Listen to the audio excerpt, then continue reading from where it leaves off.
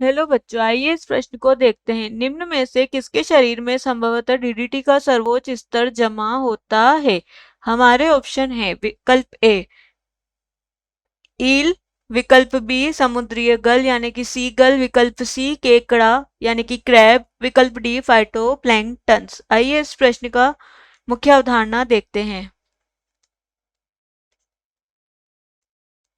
इस प्रश्न में हमसे पूछा गया है डीडीटी का सर्वोच्च स्तर कौन से जीव में ज्यादा होता है या अधिक होता है। आइए इस प्रश्न का हल देखते हैं। डीडीटी, जैसा कि हम सभी जानते हैं, डीडीटी एक रसायन है। यह कीटनाशक के रूप में इसका उपयोग हम करते हैं। डीडीटी का डीडीटी जो होता है इसका अपघटन नहीं किया जा सकता, यानी कि यह अपघटित नहीं होते। जो डीडीटी होते हैं यह जैव आवर्धन की क्रिया करता है। जैव आवर्धन की जो प्रक्रिया होती है यह उसमें प्रयोग लिया जाता है। अतः जो डीडीटी है वह एक खाद्य श्रृंखला में, जो खाद्य श्रृंखला होती है हमारी, खाद्य श्रृंखला में जो डीडीटी की सांद्रता है वह प्रत्येक पोषक स्तर में बढ़ती जाती है। अतः हम कह सकते हैं, यानी कि जो हमारे उत्पादक होते हैं, यानी कि हमारे जो उत्पादक हैं, हरे पेड़ पौधे, भोजन, जिन जो भोजन का निर्माण करते हैं उन्हें हम उत्पादक कहते हैं। यहाँ पर डीडीटी की जो मात्रा है वह अत्यंत कम होती है। उत्पादक जब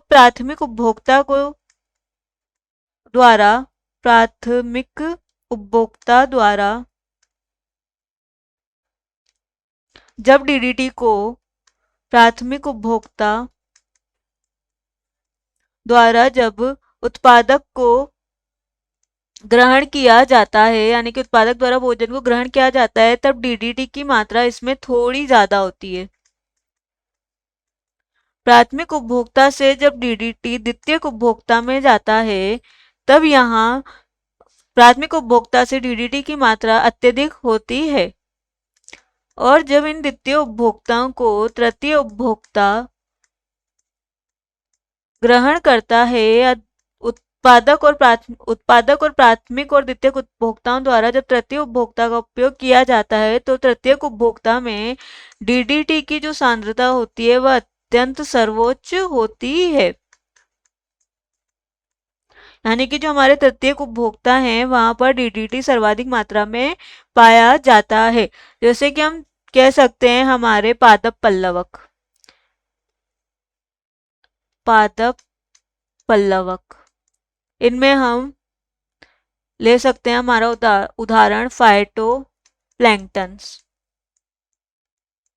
यह हमारे होते हैं उत्पादक। इन पादप पल्लवों को कौन ग्रहण करेगा? केकड़ा।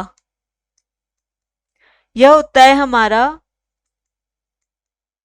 प्राथमिक उपभोक्ता। अब इस केकड़े को ग्रहण करेगा ईल, EEL, ईल। यह होते हैं हमारे द्वितीयक उपभोक्ता। और इन ईलों को ग्रहण करता है हमारा समुद्री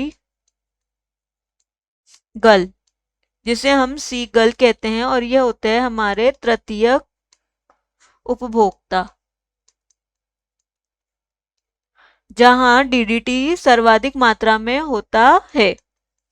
अतः हम कह सकते हैं हमारा जो विकल्प है, विकल्प एक गलत, क्योंकि यह जो है हमारा ईल द्वितीयक उपभोक्ता है। समुद्री गल, अतः विकल्प भी सही विकल्प है। यहाँ पर डीडीटी का जो स्तर है वह ज्यादा होता है। विकल्प सी गलत हो गया हमारा। विकल्प डी फाइटोप्लैंक्टन्स, यह भी हमारा गलत विकल्प है। विकल्प बी सही विकल्प है। आशा है कि आप इसे अच्छी तरह समझ गए होंगे। धन्यवाद।